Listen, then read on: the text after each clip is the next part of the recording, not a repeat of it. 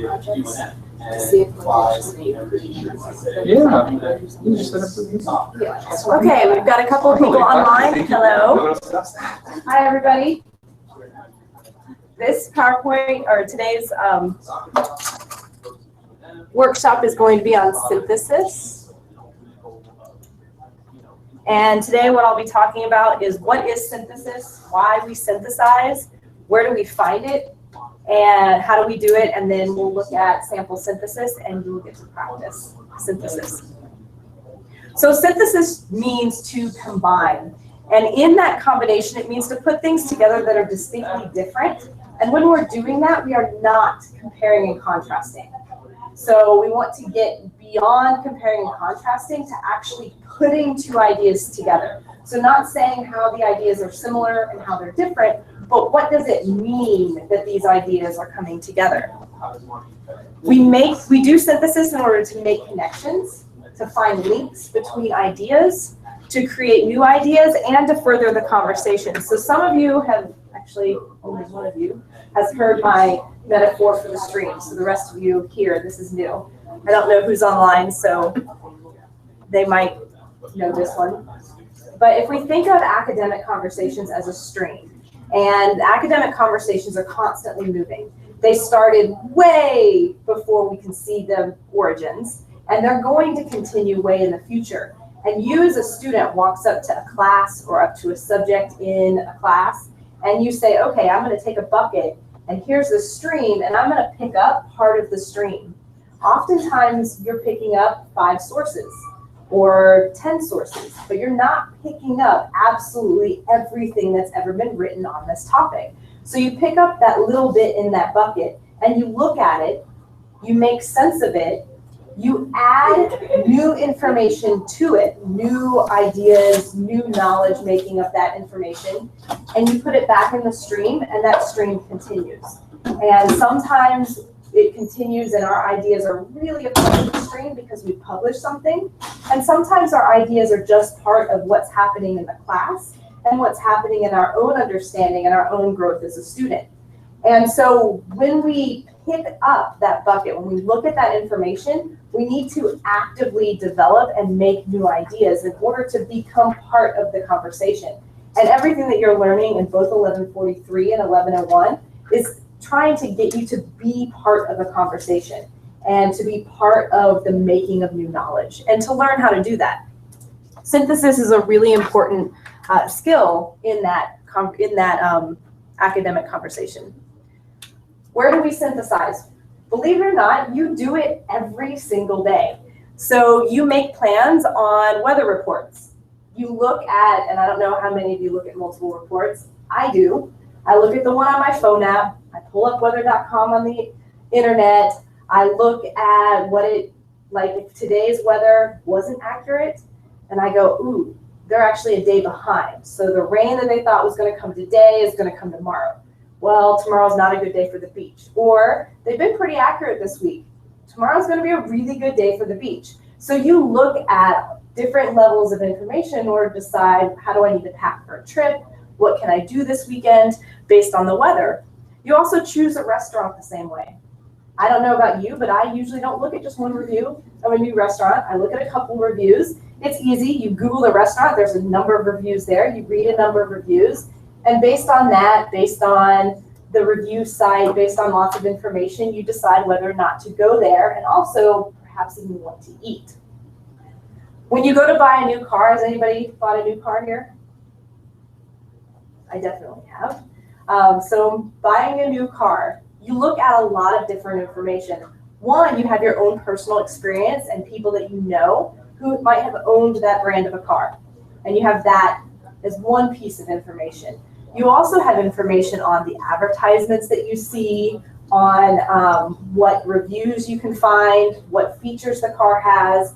And based on all of that information, you make an informed decision on whether or not to buy the car. So you are synthesizing things together.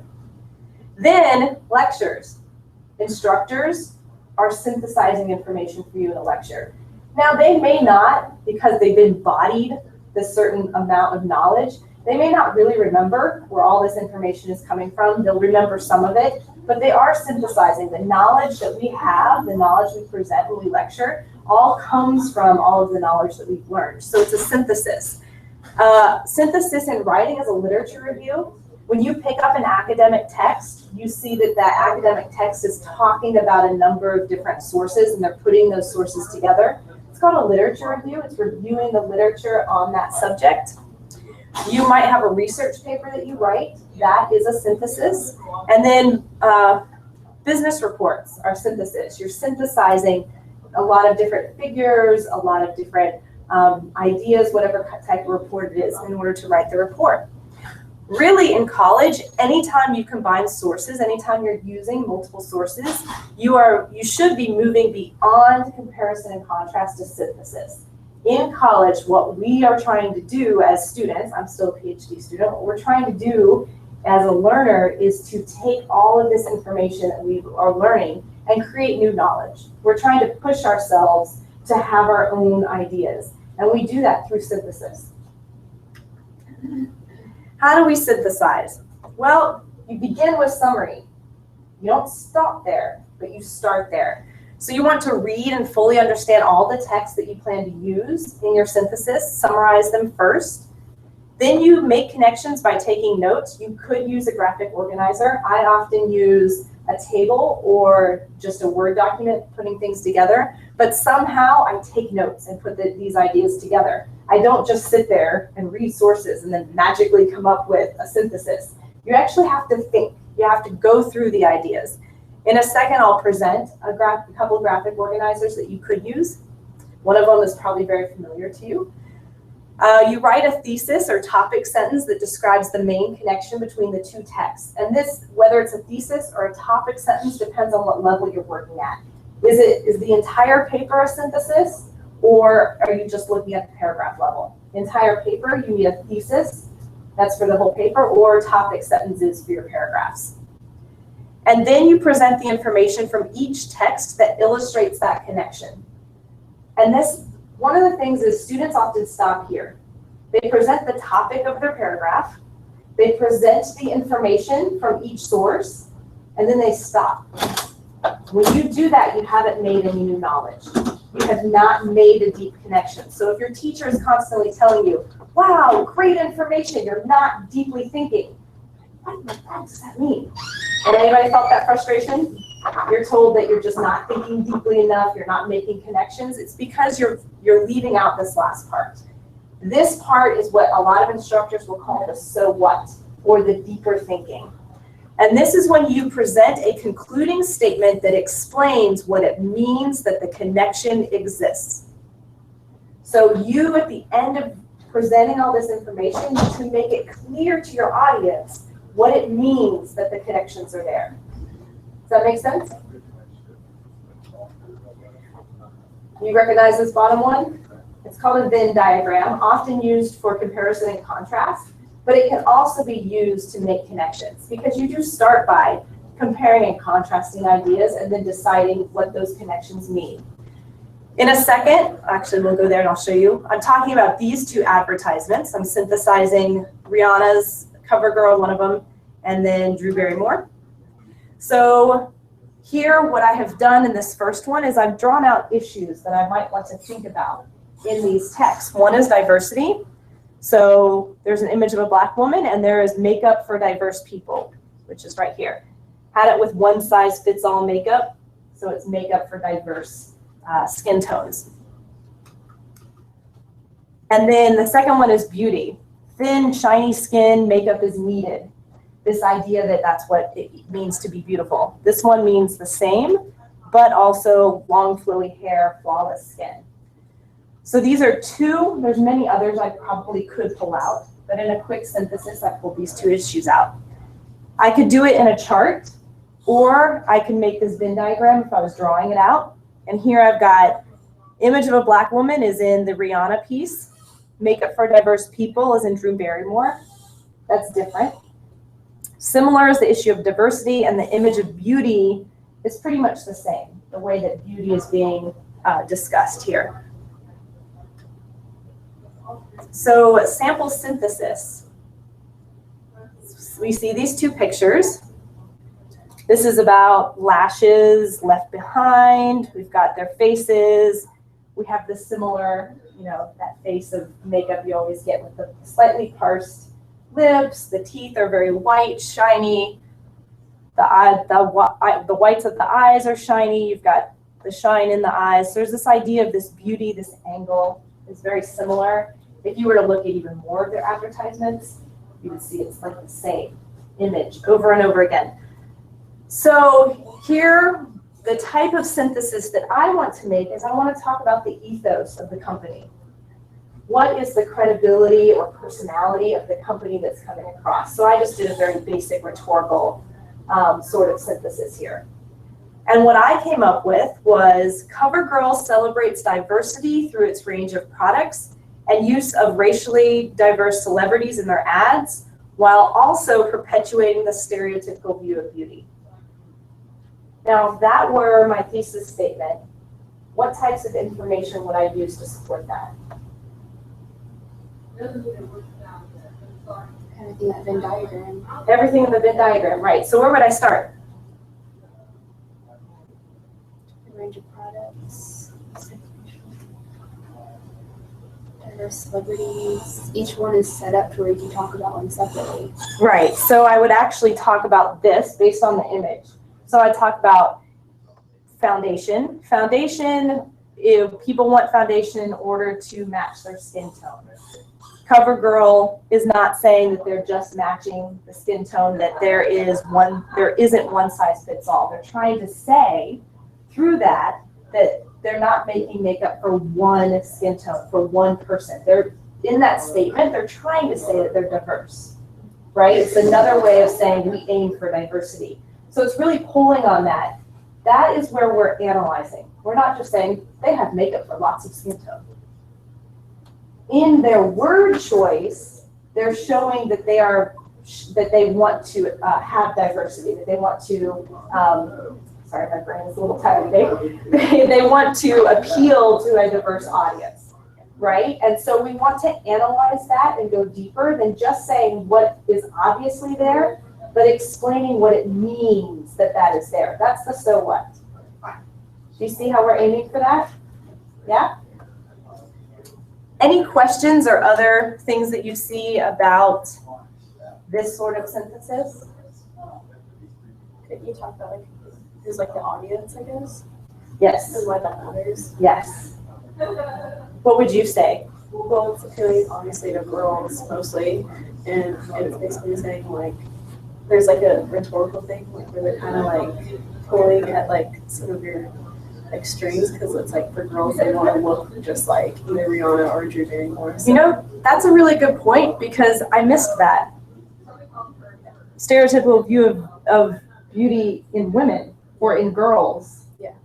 Yeah. And then I could talk about, in an analysis, the image of who this is attracting and how that's perpetuating the stereotype. That's a really good point. This is one of the reasons why you peer review, right? You get this, I left out something pretty big. This would not make sense yeah, that's awesome. What else? You can talk about how it kind of empowers women. You can be white, blonde, black, brown hair, it doesn't matter. You can still look like that. Right. So absolutely, they're trying to say no matter what. So there's this image of diversity, and what I wanted to pull out here is there's this complication. There's this complication of we want it to be diverse, but still fit stereotypical beauty. And I think that there's a push and pull with this particular company. I brought in another sample of a company who's trying to break this stereotype. Any questions about or comments about synthesis itself? How does synthesis fit into your projects that you're working on now? My project is a whole synthesis from the semester. Everything we've ever worked on, we have to synthesize what we've learned. So we're taking everything from what we just did into one. Right, and you're definitely coming up with conclusions about what that means. You have to interpret the meaning from it. Like, what have you grasped from it? Right. Basically, ours is like synthesizing like our readings to like our studies on people and our interviews with them. Isn't that correct? Like, Well, and you're synthesizing all of the different things that you've observed about the individual so that you can make the conclusions that you're drawing. If we're going back to here, the concluding statement, the so what, in this case, it's about identity. What does this mean about this person's identity? Not just, here, I've learned this about this person. yeah. What does it mean that you learned that? What does that mean as far as their identity? And so you have to think, you have to sit down and be like, well, never thought about this person's identity like that. Let me figure that out, come up with some sort of conclusion. In your case, it's very meta. You're talking about yourself, right? So what does this mean as far as what I have learned? And that's oftentimes a hard step, because you're like, well, now I've got to analyze myself in this new, unique way using this evidence that I've gathered. How does it feel? It's strange because the whole focus was peer review, peer review, peer review the whole semester, and all of a sudden you're asking us to look at ourselves. It's a very different reflection. As writer and peer review, Yeah. right? Yeah. And make a conclusion based on that. You're in 1143, right? How does that feel? That move to synthesize yourself? It's pretty different. I'm just so used to peer reviewing other people, but I like it because it's different. But it's just I'm not used to it. What classes? You're in mine. You're in 1112. So how do you feel about analyzing somebody else in depth like that and synthesizing that information? I'm a little bit nervous about how to go about that. So you're nervous about making that leap to make a claim about their identity? Yeah, sometimes one of the things I would say is that it can be scary to come up with this conclusion because that conclusion is new. You cannot and should not be able to support that original or find anybody else that agrees with that original conclusion because it's original. And so when we make that step, it's this interesting leap, right? We present all this evidence to convince somebody of our conclusion, but that conclusion is ours. It's a synthesis. You could not have that conclusion if you did not look at these particular pieces of evidence that I provided. So our choice of evidence definitely influences the conclusions that we make. Does that make sense? So here, when we look at these ads, I made a choice to bring these ads and synthesize them to come up with this conclusion. Had I chosen 2 different CoverGirl ads, I would have come up with a different synthesis, a different conclusion, very likely. You guys ready to play and do some yourself? Okay, so we talked about synthesis today, and what I have for you are 3 sets of advertisements, and I'm going to have you come up with your own thesis statement, your own synthesis of those. And you can use, if you want, a chart or a Venn diagram to help you think about it, or however you might want to take notes. For those of you that are at home, let's see, I've got a couple questions.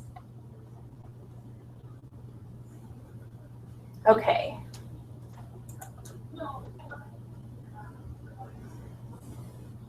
Well, I have a lot of questions. Okay, let me deal with these questions before we move on to our.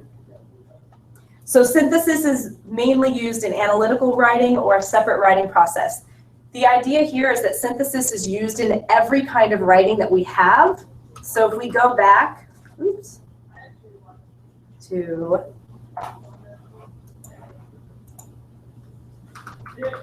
so those of you at home couldn't see this, but on my slides, I talk about how synthesis is everywhere. We can use it in any time that we're combining sources and putting sources together, we are synthesizing.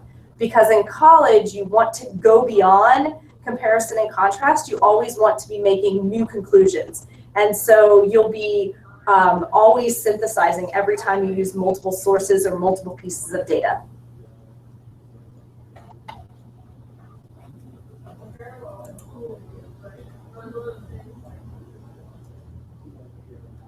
Jamie asked if this is best for informative writing or if it's used for other forms of writing, and it's used for anything. You can use it for informative writing, So something like a literature review or a basic report on a topic will be research, that like research paper. Even if all you're doing is informing somebody, you're still saying, based on this information, these historical facts, based on these theories that I'm just researching and telling you about, you can still make a conclusion that putting these together or knowing that these both exist has some sort of conclusion. So in informative papers, you can make conclusions. You are synthesizing. Also, you will use this in argument papers. You're putting things together in order to create an argument or support your argument. So you would use this process anytime that you bring sources together.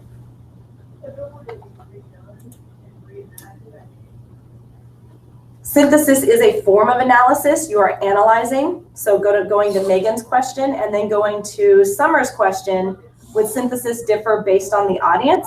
And yes, you should always have an audience awareness. So depending on who your audience is, depends on what information you're pulling together.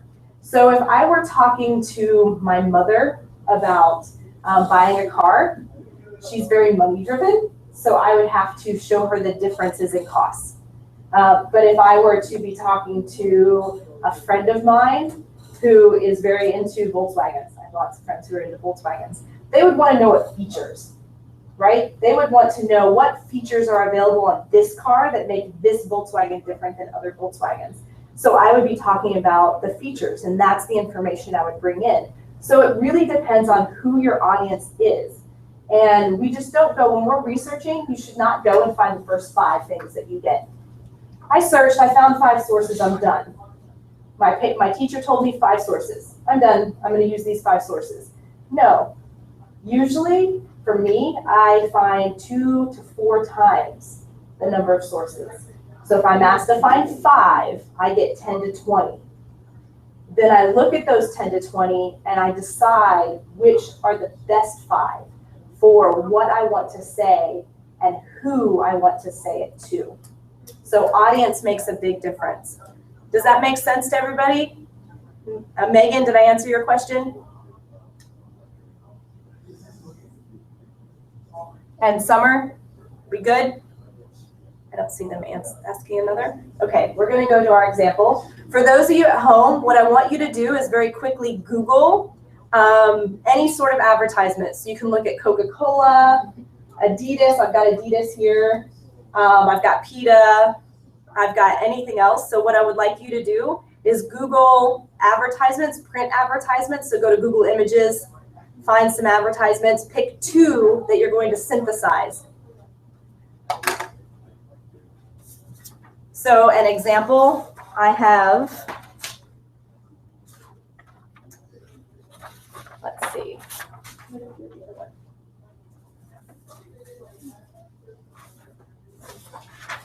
I have 2 Adidas ads. Like this one is Superstar, and that one, this one says Payday. So it's about making money, about being a superstar and making money. So these are Adidas. What you want to do is find 2 and come up with some sort of conclusion. Those of you at home, if you could type in the conclusion that you made based on 2 ads. And for you all, I'm going to put you in pairs. I have 4 choices. So that means one of them can be thrown out. I have a deco, which is temporary work. Kind of has a funny thing about what it means to work temporarily. Trying to get people convinced that temp work is good. I have Adidas. I have PETA, make it then. Thought that would be funny. And we have Dove. So who wants what? Okay, so you 2 have, sorry, the one is very small, but I hope you can read it. What do you all want?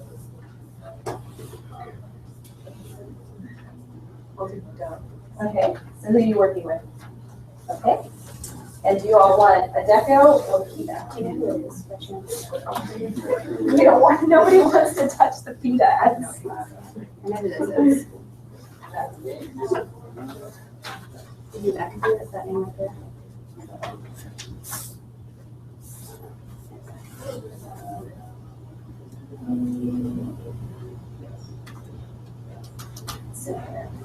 They're both well known, obviously. So So they're real obviously known. coming up with the idea So they're that both well known.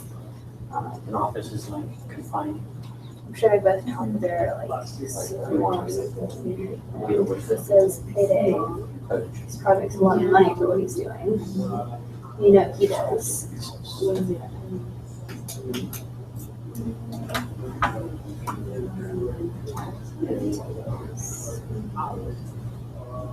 Put like the example back up. Yes.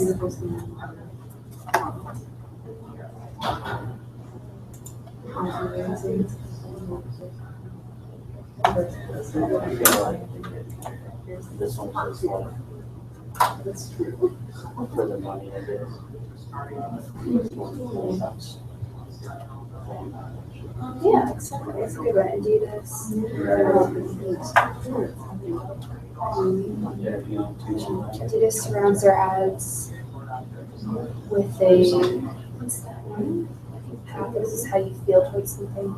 So when you do something, you want fame, you want money, you know, you want that notoriety of being an athlete. So Adidas centralizes their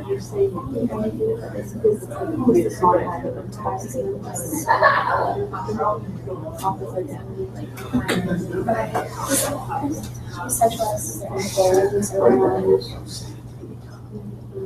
concepts of fame and money, using high-profile athletes with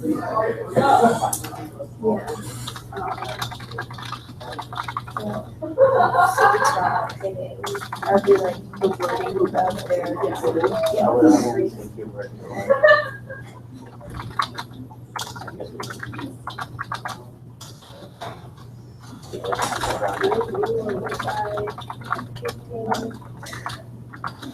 high-profile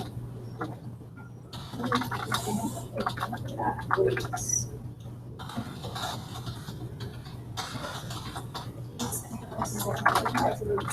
Around the concept of fame and money by making high-profile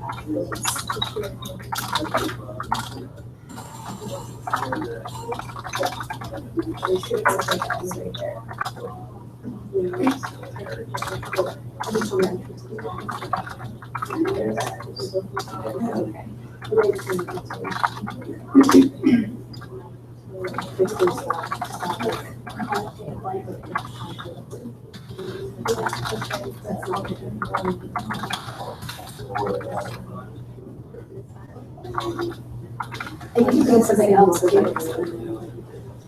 It's like something that people want.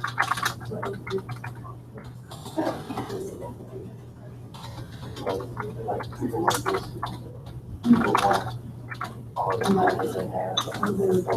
So with the pathos feel, pathos is like your feelings for someone or something.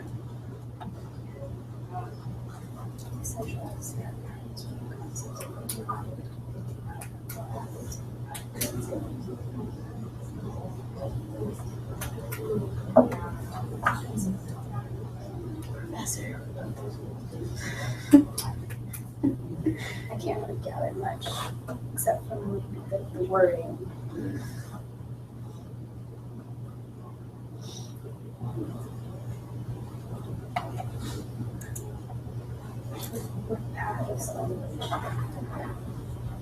Yeah.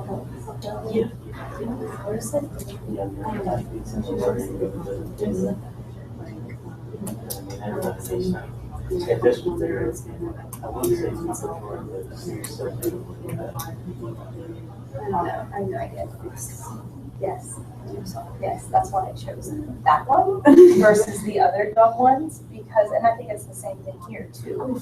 Well, just by saying flawed or flawless, you're saying people are going to think this is flawed. Yeah. That so just by saying this or Or giving them her, an option too. well, yeah, you're giving an option, but you're also saying most people are going to say freckles are flaws. And so both leaders contradicting that they are telling us that, okay, I don't know what it's yeah. Well, it's also saying by pointing out that we might think that these things are flawed. Yeah. You're telling us it's flawed. Right. So it's like this weird contradiction where when you look deep into these ads, they're not at all even close to being what we said. I mean, really, a lot of people say, don't say anything, just use diverse people. Why are you making a product then? Yeah, or why even point out that. Probably just. Oh, it's about diversity. Or they're very friends of Yeah.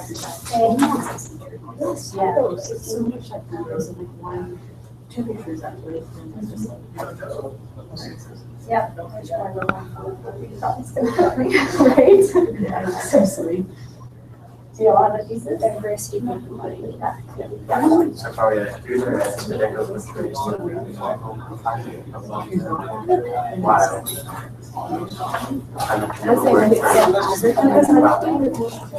Well, It's all the same, but it's the binary. And so what they're trying to say is that it's good to know it in a step if you're not tied down. And so it's like, yeah, so what's the way to work? It's getting more small. It's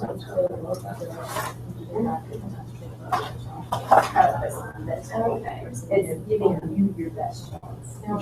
So you don't have the best chance of from us. It's more good. So there's like this interesting like who are they? Who's their audience? Right? Is it going to be that person who can easily go and get a full-time job? Not really, it's for the flawed person, right? Again, point out this idea of flaws, about showing those flaws and being dependent. It's interesting that they're running these people. Not running towards, it looks to me like they're running away. What are they running away from? Like the confinement of working, like being locked down, the only option type of thing. It's interesting.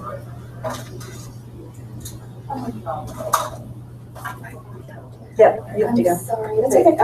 Just as what you came up with, Adidas centralizes their advertisements around the concepts of diversity, fame, and money by depicting high-profile athletes with a pathos language. Right. Because this Fame and money is what definitely you comes in, feel. yeah. So superstar, payday, those are the things that make you Yes. feel towards something. Yes, and so Adidas is trying to say, if you use our product, you can have fame and money, right? And they're very much playing into where Nike has pushed away from that idea, where Nike is like, no, everybody needs to have access. Adidas is still like, no, this is about status.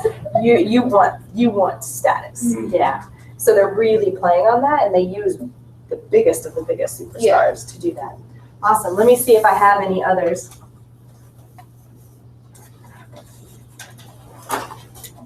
It's individual because you guys are, unless you're working with somebody right now. Okay, we're going to share a couple of the ones here, and then hopefully at least a couple people online would have shared.